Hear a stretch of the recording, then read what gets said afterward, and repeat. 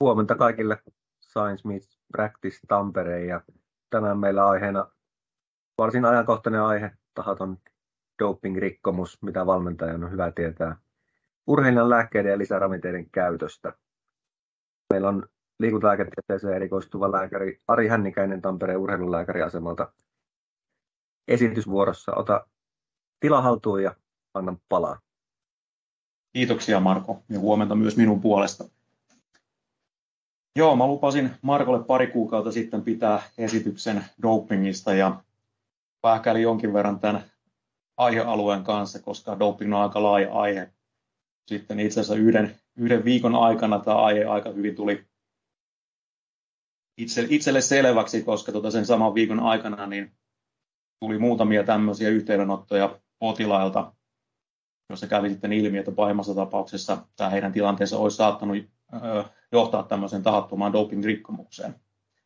Ja tosiaan sen takia nyt sitten tästä tahattomasta doping-rikkomuksesta 30 minuuttia tässä jargonia olisi tarkoitus esittää.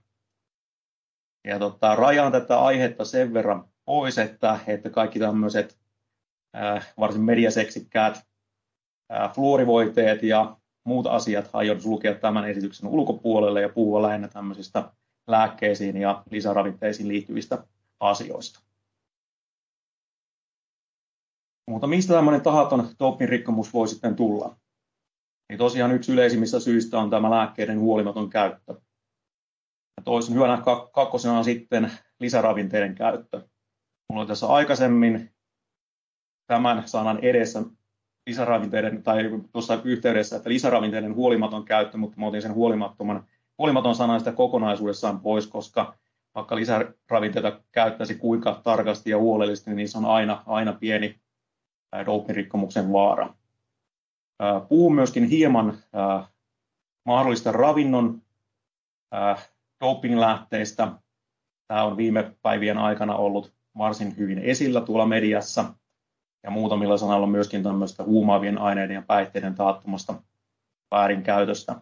Tämä saattaa ehkä kuulostaa hieman hassulta, mutta tämmöisiäkin tapauksia tuolla maailmalla on ollut.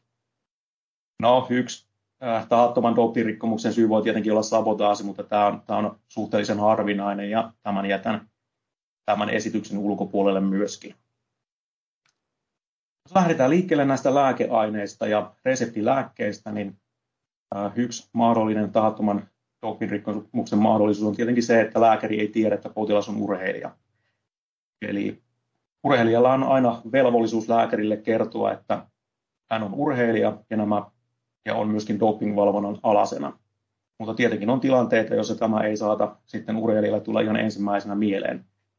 Esimerkiksi tämmöiset hätätilanteet, joissa lääkäri joutuu nopeasti ottamaan kantaa urheilijan terveyteen, niin ehkä sille urheilijalle sitten ihan ensimmäiseksi tulee mieleen kertoa lääkärille, että on urheilija. Minulla on tästä ihan omakohtaistakin kokemusta, kun olin tuolla Sydänsairaalassa töissä ja sinne tuli tämmöinen nuori potilas rintakivun vuoksi. Hänellä loppujen lopuksi diagnosoitiin sydänlihastulehdus siellä. Hän oli muutamia päiviä sairaalassa ja kotiutui sen jälkeen. Mutta kardiologi oli hänelle määrännyt tähän sydänlihastulehdukseen, koska syketaso oli ollut korkealla, niin beta-salpaajalääkitystä.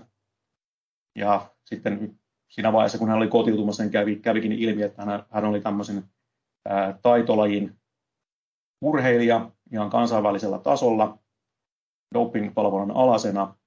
Ja taitolajeissahan, eli tietyissä taitolajeissa muun muassa ampumalajit, golf, autourheilu, niin beta-salpaajalääkitykset on kiellettyjä urheilun aikana, eli kisoissa kiellettyjä lääkityksiä. Ja tosiaan sen paremmin kardiologille kuin urheilijallakaan ei tullut mieleen sitten tämä mahdollisen doping-rikkomuksen mahdollisuus tässä näin. On tietenkin mahdollista, että myöskin lääkäri tekee virheen. Ehkä kuuluisin esimerkki tästä nyt on tämä Teresa Juhaukin tapaus, jossa lääkäri oli vahingossa antanut Juhakille lääkettä, jossa oli tämmöistä testosteronijohdannaista. Ja siitä sitten tuli doping-rikkomus. Eli huulirasva oli kyseessä, tai oikeastaan kyseessä ei ollut huulirasva, vaan enemmänkin tämmöinen ihohoitotuote, urheilijoilla, erityisesti näillä hiihtäjillä, kun joutuu kylmässä ilmassa hiihtämään tuolla noin, niin tulee paljon näitä huulterohtumista ja sitten tämmöistä angulaarista kelittiä, eli tuonne suupielten aukeamasta, niin todennäköisesti enemmänkin tämmöisen tätä oli tarkoitettu sinne käytettäväksi. Ja tämmöiset steroidi-hormonijohdannaiset voiteet niin imeytyy kyllä kasvojen iholta hyvin, hyvin herkästi, ja kun näillä on nollatoleranssi siellä dopingin suhteen, niin aika helposti saattaa sitten näitä positiivisia tuloksia myöskin näistä tulla. Sitten on tietenkin mahdollista, että urheilija ymmärtää ohjeet väärin. Tästäkin mulla on ihan omakohtaista kokemusta. Oli tässä tilanne, että nuori kestävyyslajin urheilija, hän oli saanut astmadiagnoosia jo useampia vuosia takaperin. Hänellä oli astmaan ihan normaali inhaloitava kortikosteroidilääkitys, eli aamuin ja illoin otettava kortikosteroidilääkitys, joka on urheilussa siis täysin sallittu. Mutta hänen oireensa ei enää pysynyt tällä lääkityksellä hallinnassa, ja sitten lääkäri oli tehostanut lääkitystä ja oli aloitettu tämmöinen yhdistelmälääkitys, jossa oli sen inhaloitavan kortikosteroidin lisäksi myöskin pitkävaikutteista avaavaa lääkettä. Tämä avaava lääke oli semmoinen, että se oli tarkoitus ottaa ainoastaan kerran päivässä. No edelleen urheilu oli ihan oikein ottanut tätä lääkettä, eli kerran päivässä. Mutta sitten oli tullut vähän haittavaikutuksia, jonka urheilija epäili liittyvään tähän kyseiseen lääkitykseen. Hän oli ollut puhelimitse yhteydessä lääkäriin ja lääkäri oli antanut ohjeen, että siirrytään takaisin siihen aiempaan lääkkeeseen, eli aamuin ja illoin otettavaan lääkkeeseen, mutta potilaalle olikin jäänyt vähän epäselväksi, hän oli olettanut, että oli tarkoitus ottaa sitä uutta lääkettä aamuin ja illoin. Ja koska kyseessä oli tämmöinen Relvar-lääke, jossa se suurin sallittu pitoisuus tulee jo sillä yhdellä annoksella täyteen, ja kun hän oli aamu ja illoin ottanut, niin se annosmäärä oli melkein tullut kaksinkertaiseksi siihen sallittuun nähden. Mutta toki oli kyseessä sen verran nuori urheilija, että hän ei ollut dopingvalvonnan alasena, mutta tämmöinen väärinkäsitys kumminkin käynyt siitä. Sitten on tietenkin mahdollista, että määrätty lääke ei vastaakaan siitä, mitä urheilija apteekista saa. Tämmöistäkin on Suomessa kokemusta. Eli lääkäri on määrännyt Atrovent Econ, eli tämmöisen inhaloitavan lääkkeen, mutta sitten jostain syystä apteekissa urheilijalle on annettukin Atrovent Comp, jossa puolestaan on tätä kiellettyä beta-2-agonistia. No, urheilija oli tämän huomannut, mutta jos ei olisi huomannut, niin olisi saattanut tosiaan positiivinen löydös sitten testeissä tulla. Ja sitten tietenkin se, että urheilija ei tarkasta määrätyn lääkkeen sallittuvuutta, eli näissä kaikissa yllä mainituissa tilanteissakin, niin rike pystytään ennaltaehkäisemään sillä, että urheilija tarkastaa itse sieltä kamujärjestelmästä sen, että onko se kyseinen lääkitys sitten sallittu urheilussa. No, käsikauppalääkkeet, reseptilääkkeitä kyllä valvotaan, mutta käsikauppalääkkeet on vähän ei ihan samassa suhteessa. Toki Suomessa nämä käsikauppalääkkeet on varsin hyvin valvottuja, ulkomailla on vähän eri asia, mutta on mahdollista, että valmiste sisältää urheilussa kiellettyä ainetta. Mulle ei yhtäkkiä nyt tule mieleen Suomen käsikauppalääkkeestä, että siellä olisi jotain sellaista, missä olisi positiivisen doping-kärryn mahdollisuus niillä normaalilla annoksilla, mitä niissä lääkkeissä on. Mutta ei tarvitse mennä kuin tuonne naapurimaan Viron puolelle, niin siellä esimerkiksi pseudoefedrinia saa ihan käsikauppalääkkeenä, eli tämmöinen flussalääke, josta saattaa sitten positiivinen testitulos tulla. Ja ulkomaat on muutenkin siinä mielessä, eli siellä tosiaan näitä useitakin aineita käsikauppalääkkeissä on, mitä ilman reseptiä myydään. Suomalaisillekin urheilijalle on tullut dopingrike siitä, kun on pitänyt indomedatsiinia käydä hakemassa, mutta onkin ottanut indopamidia. Eli toinen on tulehduskipulääke, joka on sallittu, ja indopamidi on puolestaan sitten diureetti, joka on urheilussa kielletty, ja dopingrike tuli tästä näin. Ja tosiaan sitten on tämmöisiä tilanteita, että urheilija on kotimaassansa käyttänyt jotain valmistetta, mennyt täysin samalla nimellä olevaa valmistetta ostamaan sitten jostain ulkomailla olevasta apteekista tai liikkeestä. Ja sitten siinä on sitten todettukin, että se ei ole sisällöltään täysin samanlainen ja se on ollut kielletty aine, että rike on tullut. Sitten on nämä apteekin ulkopuolella myytävät itsehoitovalmisteet. Näissäkin on mahdollista, en ole kyllä kuullut, että Suomessa näistä olisi tullut mitään ongelmia, mutta mahdollisuus on olemassa niin huolellinen näidenkin suhteen. Ja tosiaan pitää muistaa se, että urheilija on aina itse vastuussa siitä, mitä siellä elimistöstä doping-testissä löytyy. No, tässä on sitten lääkeaineet, mitkä tuolla varalistalla on, ja nämä on jaoteltu 3 eri luokkaan, eli puhutaan lääkeaineista, jotka on kaikkina aikoina kiellettyä, eli niin kisoissa kuin kisojen ulkopuolellakin. Suurin osa lääkeaineista kuuluu tähän ryhmään. Sitten on kilpailun aikana kielletyt lääkkeet ja menetelmät, joissa on muutamia lääkeaineryhmiä, ja sitten tuo tietyssä urheilulajissa kielletyt aineet, eli siellä on tällä hetkellä ainoastaan beta-salpaajat, eli tosiaan nämä tietyt tarkkuuslajit on semmoisia, missä beta-salpaajat on kiellettyjä. Mä en lähde näitä kaikkia ryhmiä läpi käymään, mutta mä otin täältä muutamia ryhmiä, joissa on potentiaalinen tahattoman doping-rikkeen mahdollisuus olemassa. Lähdetään liikkeelle noista beta-2-agonisteista eli avaavista astmalääkkeistä. Eli kun astmaurheilijalla diagnosoidaan, niin yleensä se ensisijainen lääke on inhaloitava kortikosteroidi, joka on siis täysin sallittu lääke, mutta jos sillä ei riittävää vastetta saavuteta, niin sitten siihen inhaloitavaan kortikosteroidiin yhdistetään tämmöinen avaava lääke, eli beta-2-agonisti. Ja näistä kannattaa muistaa se, että kaikki beta-agonistit on kielletty ja muutamia inhalaation otettavia poikkeuksia lukuun ottamatta. Ja ne poikkeukset on lueteltu tähän alle. Niin nämä 3 ensimmäistä on tämmöisiä pitkävaikutteisia, mitä käytetään siis inhaloitavan kortikosteroidin yhteydessä. Ja sitten tämä salbutamoli, jota myydään kauppanimillä Ventolin ja Buventoli, on tämmöinen tarvittaessa otettava lääkitys, jota urheilijat yleensä ottaa, astmaa sairastavat urheilijat yleensä ottaa sitten ennen kisasuorituksia. Ja nämä on siis ehdoin kiellettyjä, tarkoittaa sitä, että vuorokausiannos ei saa ylittää tiettyä määrää. Näistä tällä formoterilla ja salmeterolilla on hieman niin kuin liikkumavaraa siinä, että sitä voi ottaa useampiakin kertoja päivässä, mutta esimerkiksi tämä vilanteroli, eli relvari on semmoinen, että se 25 mikrogrammaa tulee lähes täyteen sillä yhdellä inhalaatiolla, eli yhdessä relvari-inhalaatiossa on 22 mikrogrammaa vilanterolia, eli jos ottaa 2, niin on 2 kertaa vuorokaudessa, niin on aina mahdollinen positiivisen doping-testin tuloksen mahdollisuus sitten. Eli urheilijalle yleensä ohjeistan, jos vilanterolia hänelle määrään, että jos et ole aamulla varma, että oletko ottanut lääkettä vai et, niin sanon, että ei kannata silloin ottaa. Salbutamoli oli tosiaan tämä tarvittaessa otettava, eli siinä on vähän erilainen ohjeistus sitten, että tiettyä määrää enempää ei saa vuorokaudessa ottaa ja sitten 8 tunnin aikana yli 600 mikrogrammaa ei saa sitten ottaa sitä. Eli yleensä tämä salbutamoli on 200 mikrogrammaa inhalaatio, eli 3 kertaa 8 tunnin aikana maksimissaan saa sitä käyttää. Kuukausia takaperin koistin mediassa jonkin verran siitä, että oli julkaistu tutkimus, jossa havaittiin, että nämä beta-2-agonistit saattaa terveiden urheilijoiden suorituskykyä parantaa. No, kyseessä oli yksi yksittäinen varsin pienellä N-määrällä tehty tutkimus. Mä löysin itse tuolta PubMedistä pikaisella haulla 3 tämmöistä meta-analyysiä, jossa beta-2-agonistien vaikutusta terveiden henkilöiden suorituskykyyn oli selvitelty. Tuo Blumin tutkimus, niin ei havaittu vaikutusta kestävyys- ja voima- ja sprinttisuorituskykyyn.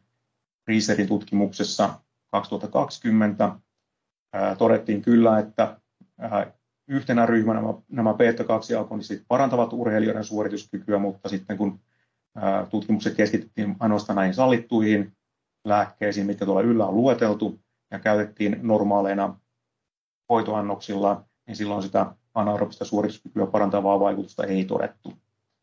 Ja saman ryhmän myöhempi tutkimus myöskin todisti sitten, että kun terveellä henkilöllä käytetään normaalilla hoitoannoksella näitä sallittuja, niin sillä ei ole myöskään positiivista vastetta kestävyyssuorituskykyyn. Eli tämänhetkinen konsensus siis on, että ei ole näyttöä siitä, että nämä terveellä urheilijoilla normaaleilla hoitoannoksilla parantaisivat sitä suorituskykyä. Yleisimmät ne tämän ryhmän aineet, mitä varan testeissä löydetään, niin on lueteltu tuossa. Eli tietenkin siinä on terbutaliini ensimmäisenä, eli kokonaan kielletty urheilussa, eli tämmöinen kun löytyy, niin tulee ihan varma doping-kielto sieltä, tai doping-testitulos sitten, ja kielto urheiluun. Filanteroli ja salbutamoli myöskin siellä sitten on. Ikenamiinia löytyy sitten ravintolisistä tästä myöhemmin hieman enemmän. No sitten hyvin lyhyesti diureeteista, eli diureeteilla, eli nämä on kiellettyjä kokonaan urheilussa. Ja se vaikutus, mikä haetaan, niin on tietenkin se painonpudotus tietyissä lajeissa. Ja sitten monesti näillä myöskin pyritään peittämään sitä doping-aineiden esiintymistä siellä virtsassa, eli laimennetaan virtsaa ennen testejä, jotta sitten ei jäätäisi kiinni. Ja jos sitten on lääketieteellinen syy diureetin käytölle, niin sille pitää aina hakea erillislupa sitten käyttöön. Ja se, mitä kannattaa huomata, että jos on se erillisvapaus diuretin käyttöön, niin sitten saatetaan tarvita erityisvapaus myöskin muutamille muille lääkeaineille. Esimerkiksi salbutamoli eli Ventolin ja Buventel on semmoisia. Myöskin pseudoefedriini taitaa olla, että niillekin pitää sitten erikseen hakea erillislupa, jos on diureetti käytössä. Eli tässä on Suomessa tapahtunut tämmöinen pieni kämmi tuossa muutamia vuosia takaperin, missä urheilijalla oli eri vapaus käyttää hydroklorotiazidia eli diureettia. Ja sitten en ole ihan varma, että todettiinko hänellä astma vai oliko ne astmatestit, mitkä siellä oli, mutta urheilija oli itse yhteydessä SUEKiin ja kysyi, että tarvitseeko näille mahdollisille uusille lääkkeille sitten erillislupaa hakea. Sieltä oli tullut tieto, että ei tarvitse näillä annoksilla, vaikka olisi tarvinnut, ja sitten siellä tuli positiivinen testitulos testeissä. Mutta luonnollisesti, koska ei ollut urheilijavire, niin tästä ei mitään rikettä muistaakseni tullut sitten. Mutta tarkka saa siis olla. Sitten lyhyesti piristeiden, eli nämä on kilpailun aikana kiellettyjä nämä piristeet. Kiellettyjen piristeiden lista on hyvin pitkä. Mä ainoastaan muutamia yleisemmin testeissä todettuja piristeitä tähän otin. Eli siellä on amfetamiini ja sen johdannaiset, ja sitten ADHD-lääkkeet, mitkä on myöskin tietyllä tapaa amfetamiinijohdannaisia. Eli näistä on jonkin verran tullut positiivisia testituloksia. Tuonne oikealla on muutamia mediassa olleita tapauksia listannut. Niin tuossa muutamia vuosia takaperin skottilainen alppihiihtäjä kärysi amfetamiinijohdannaisen käytöstä. Tilanne oli semmoinen, että hän käytti kotimaassansa viksiä, eli tämmöistä nenäsuiketta, joka oli täysin sallittu, mutta sitten hän meni Yhdysvaltoihin ja osti siellä samalla kaupanimellä olevaa valmistetta, mutta sisältö ei ollutkaan samanlainen ja siinä oli tämmöistä amfetamiinijohdannasta mukana ja käry tuli ja pronssimitali meni.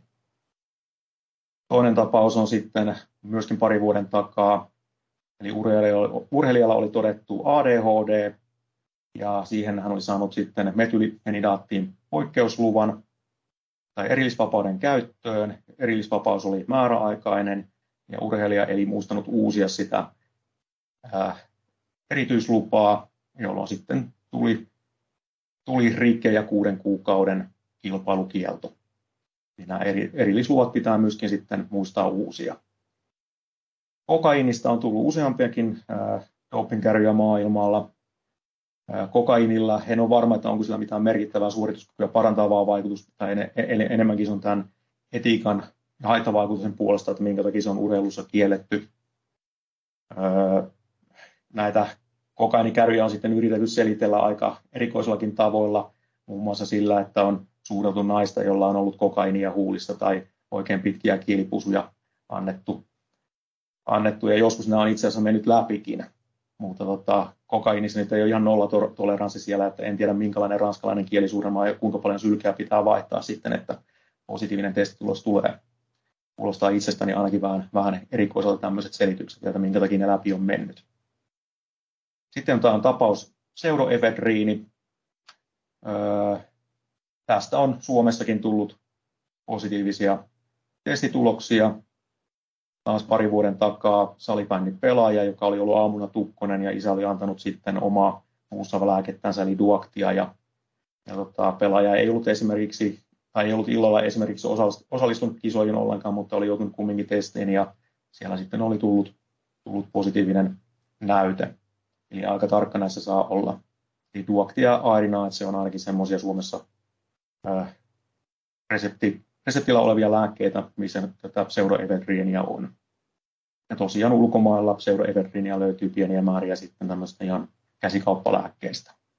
Monia muitakin lääkkeitä tässä on, mutta en lähde näitä nyt sitten tarkemmin käymään läpi.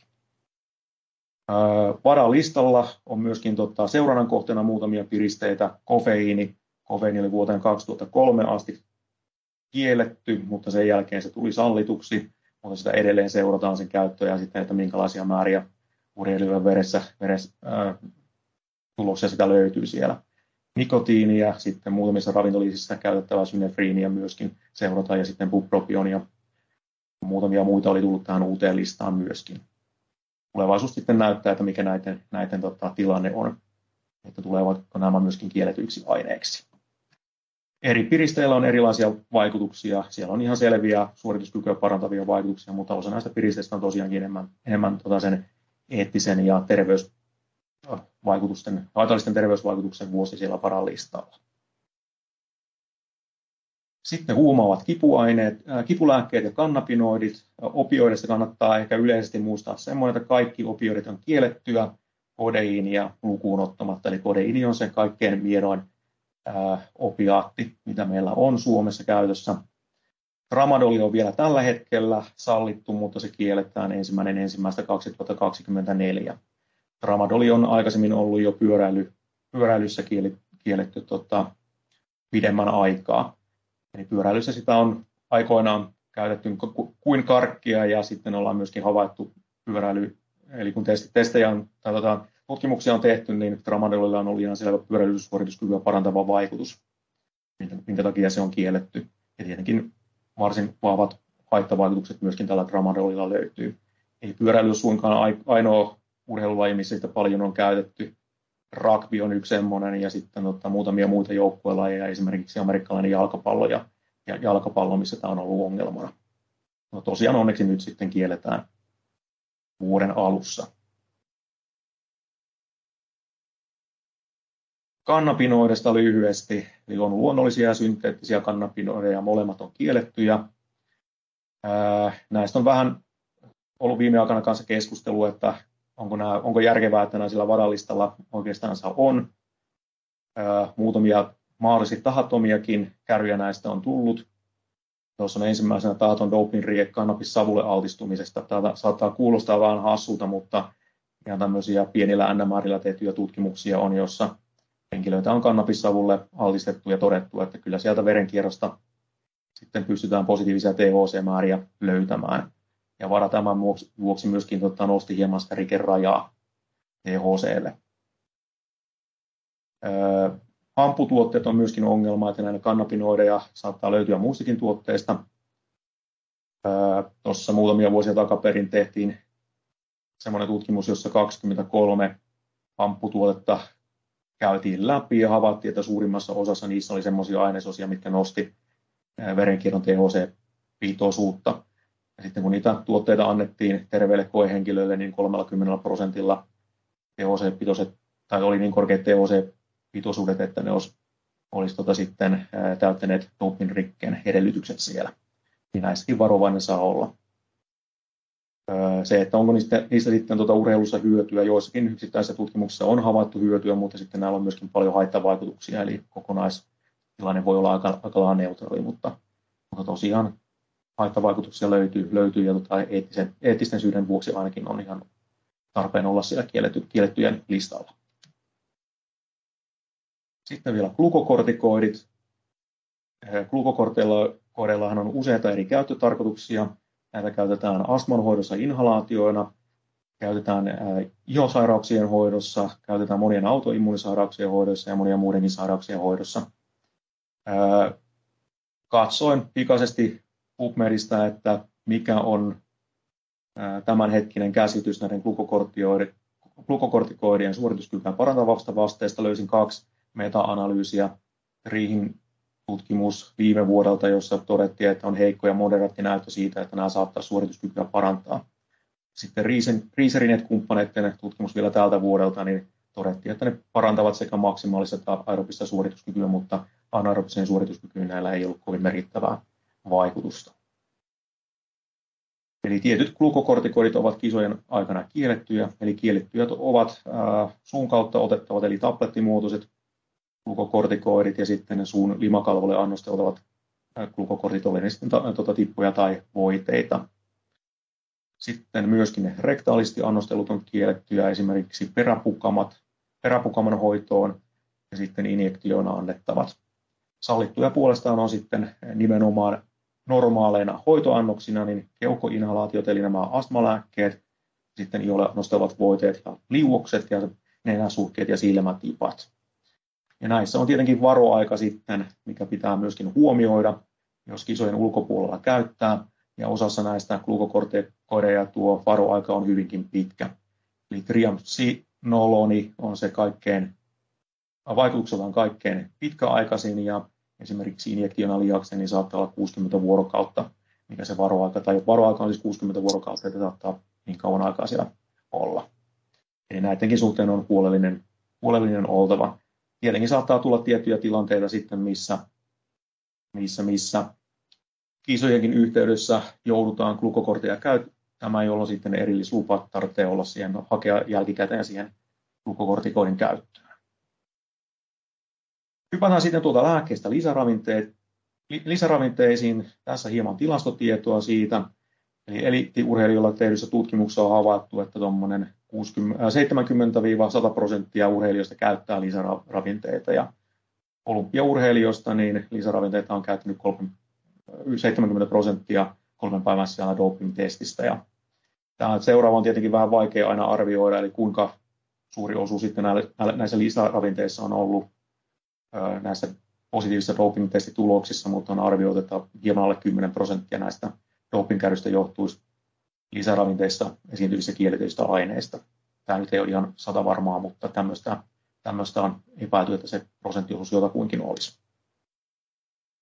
Urheilijat käyttää lisäravinteita 3 perimmäistä syytä siellä. Pyritään parantamaan suorituskykyä, pyritään parantamaan palautumista tai nopeuttamaan palautumista ja sitten parantamaan terveyttä. Nämä on ne 3 yleisintä syytä, että minkä takia urheilijat niitä lisäravinteita käyttää. Se, kuinka yleisiä nämä kielletyt aineet lisäravinteissa on, 2003 tehtiin tutkimus, jossa havaittiin, että kaiken kaikkiaan noin 15-16% lisäravinteista sisältää sellaisia ainesosia, mitkä on urheilussa kiellettyjä. Tämmöinen vähän meta-analyysin tyyppinen tutkimus julkaistiin tuossa viime vuonna, jossa todettiin, että kun näitä tutkimuksia oli käyty läpi, niin reilussa 3000 tutkitussa lisäravinteessa, mitkä oli pääasiassa USAsta tai Euroopasta jonkin verran myöskin näiden maiden tai näiden alueiden ulkopuolelta, niin 28% oli sellaisia ainesosia, joista olisi ollut mahdollinen tai potentiaalinen riski positiiviseen testitulokseen. Eli noin 800 näistä 3000 tutkimusta lisäravinteissa oli sellaisia ainesosia, mitkä saattaisi johtaa positiiviseen testitulokseen. Ja näitä aineita ei myöskään näissä tuoteseloksissa ollut millään tavalla kerrottu sitten. Ja ne yleisimmät, saman tutkimuksen mukaan ne yleisimmät kielletyt aineet, mitä niissä todettiin, niin oli sibutamiini, mikä on tämmöinen serotoniinin takaisinoton estäjä, mitä tuossa muutamia vuosia takaperin käytettiin laihdutusvalmisteena, mutta sitten huomattiin, että sillä on pahoja sydänhaittavaikutuksia, jolloin se vedettiin markkinoilta pois. Mutta tosiaan lisäravinteissa sitä on, ja se mikä on huolestuttavaa, niin osassa näistä lisäravinteissa tätä sibutamiinia oli enemmän kuin aiemmin siinä käytetyssä varsinaisessa lääkevalmisteessa.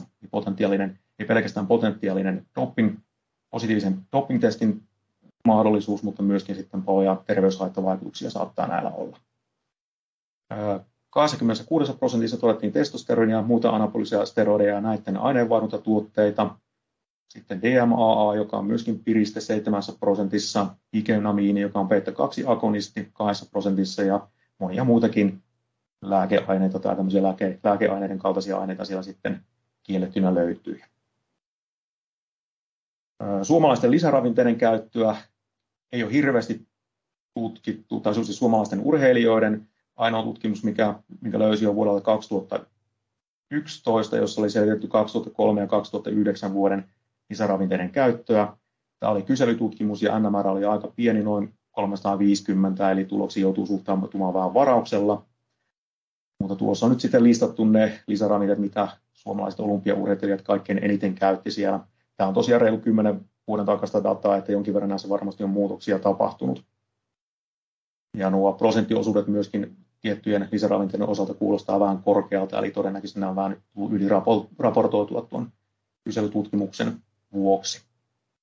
Mutta siellä on siis semmoisia, eli Suomessakin on kreatiinista tullut positiivinen, tai kreatiinivalmisteista on tullut positiivinen testitulos muutama vuosi takaperin aitajuoksussa, eli sitä löytyi kiellettyä piristettä.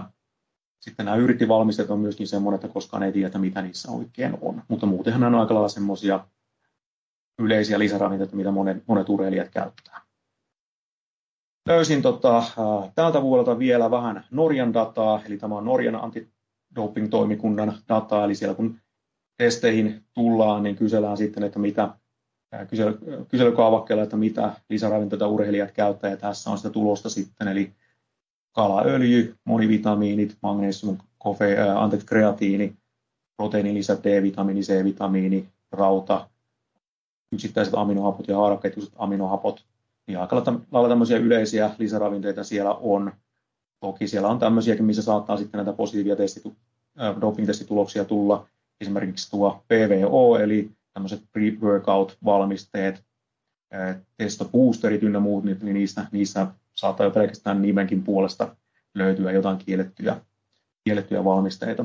Luulisin, että myöskin Suomessa on aika lailla samat lisäravinteet, mitä urheilijoiden kohdalla mitä urheilijat käyttää, koska kumminkin urheilukulttuuri on aika lailla samanlainen. Samainen työryhmä sitten selvitti myöskin, että missä Norjassa minkä tyyppistä lisäravinteista näitä positiivisia testituloksia on tullut. Niin täällä nyt 2 ryhmää sitten tulee selvästi esille, eli on tosiaan nämä pre-workout-valmisteet, joissa on useita eri ainesosia, ja sitten toinen on nämä tämmöiset lisäravinteet, mitkä sanoo, että niillä on painonpudotusvaikutusta, tai sitten ne nostaa lipidoa tai jollain tavalla vaikuttaa hormonituotantoon, niin nämä on erityisesti semmoisia, mitä on syytä varoa. Uskaltaako lisäravinteita sitten käyttää? No, mikään sertifikaatti ei ole 100% tae sitä puhtaudesta, mutta muutamia tämmöisiä yksityisiä laboratorioita tosiaan on, mitkä antaa näitä omia sertifikaatteja, että niistä ei pitäisi sitten urheilussa kiellettyjä aineita löytyä. Näistä nämä 5 vasemmalla oleva on nähdäkseni enemmänkin tuolla Yhdysvaltojen puolella toimivia, ja sitten nämä 2 oikealla puolella on myöskin ihan Suomessakin osalla lisäravinteista nämä sertifikaatit löytyy sitten, mutta tosiaan nämäkään ei ihan 100% tae ole. Terveurheilijan sivustolla löytyy tämmöinen kuva, missä on laittu sitten suosituksia, että miten lisäravinteita tulisi käyttää. Ykkösenä on tietenkin se, että ei kannata käyttää turhia lisäravinteita. Eli loppujen lopuksi aika pienellä osalla lisäravinteista on tutkitusti suorituskykyä parantava vaikutus. Suosittelen tämän osalta tutustumaan Kihu TV:n Hynysen Esan esitykseen näistä lisäravinteista. Kannattaa myöskin välttää sitten semmoisia lisäravinteita, missä on hyvin monia eri ainesosia, koska tällöin se riski myöskin positiiviseen testitulokseen lisääntyy. Kannattaa erittäin huolellisesti tutustua siihen aineosaluetteloon, mitä niissä lisäravinteissa löytyy. Ja sitten kannattaa ehdottomasti välttää tämmöisiä epämääräisistä lähteistä tilattuja lisäravinteita. Eli ulkomaiset nettikaupat on semmoinen, mitä suosittelen välttämään. Kannattaa suosia tämmöisiä tunnettuja ja arvostettuja tuotteita. Ja sitten erikseen on hyvä myöskin tiettyjä lisäravinteiden kohdalla erityisesti niin pyytää valmistajalta sitten ihan kirjallinen lupaus siitä, että tämä kyseinen tuote ei sisällä kiellettyä ainetta. Ja sitten kannattaa ottaa myöskin kuva siitä tuoteselosteesta ja myöskin sitä valmistuserästä, koska osa lisäravinteista saatetaan valmistaa semmoisissa tiloissa, missä sitten käsitellään myöskin muita lääkeaineita esimerkiksi, niin siellä saattaa tämmöisiä kontaminaatioita tapahtua niissä. Ja tiedän myöskin, että erityisesti ulkomailla ja myöskin Suomessa muutamat urheilijat aina, kun lisäravinnepurkin avaavat, niin jättävät sinne purkin pohjalle sitten pienen määrän joksikin aikaa sitä, että pystyy, jos sattuu positiivinen doping-testitulos tulemaan, niin pystyy sitten analysoimaan sitä jälkikäteen sen puhtauden. Ja viimeinen dia hyvin lyhyesti siitä, että pystyykö normaalista ravinnosta saamaan sitten tahattoman doping-rikkomuksen. Eli tietyissä ruoissa esiintyy luontaisesti aineita, joista saattaa tämmöinen tahaton doping-testitulos tulla. Ikenamiini on yksi semmoinen, mitä monissa testituloksissa on löytynyt. Tätä on monissa yrteissä, tietyissä pippurilaaduissa, sokeriomenassa, tämmöisissä punajuuriekstrakteissakin myöskin silloin, kun niitä kuumennetaan, niin saattaa syntyä ikenamiinia sinne. Morfiinia löytyy muun muassa unikonkukan siemenistä, kannabinoidit mä kävinkin tuossa jo läpi. Sitten eläinperäiset tiedetään, että muinaisessa Roomassa jo aikoinaan syötiin eläinten kiveksiä sillä oletuksella, että ne urheilussa sitten parantaisivat suorituskykyä, ja tässä näyttäisi myöskin jotain perää olevan, että ihan tämmöisiä tapaustutkimuksia kun on tehty, niin on havaittu, että esimerkiksi villisian kiveksiä syömällä niin testosteronin määrä ja testosteronin johdannaisten määrä nousi testeissä sen verran korkealle, että olisi saattanut positiivinen testitulos tulla. Sitten tämä kontaminoitunut liha, eli myöskin eläimille annetaan lääkityksiä, välillä niille annetaan myöskin hormoneja ja kasvutekijöitä, tietyissä maissa ne on jopa sallittuja, mutta monissa maissa annetaan myöskin kielletysti niitä. Glenbuteroli on yksi tämmöinen näin, mitä esimerkiksi Kiinassa ja Meksikossa kielletysti käytetään lihantuotantoa tehostamaan. Eli kyseessä on tämmöinen beta-2-agonisti, jolla on myöskin selvä suorituskykyä parantava vaikutus. Ja ollaan havaittu, että jos näitä lihatuotteita syödään, niin sieltä saattaa tosiaan määrä verenkierrosta tulla sen verran suureksi. Tai näissä testeissä, oli sitten virtsasta tai verenkierrosta, niin saattaa tulla sen verran suureksi, että tulee positiivinen doping-testitulos. Sitten on nämä anapoliset steroidit ja vastaavat aineet, mitä myöskin saattaa löytyä tietystä lihoista. Esimerkiksi kun lääkkeenä annetaan karjalle injektioita, ja jos se sitten laitetaan lihoksi suhteellisen lyhyen aikaa tämän injektion jälkeen, ja varsinkin jos käytetään esimerkiksi eläimen niskan alueella, mihin yleensä nämä injektiot laitetaan niin olevia niin kuin osia ruoantuotannossa, niin saattaa niitä positiivisia testituloksia näistäkin tulla. Klomifeni on ollut tapetilla ihan viime aikoina Heleniuksen positiivisen testituloksen vuoksi. Klomifeni on antiestrogeeni, jota dopingin käyttäjät käyttää siis estämään anabolis-androgeenisten steroidien haittavaikutuksia.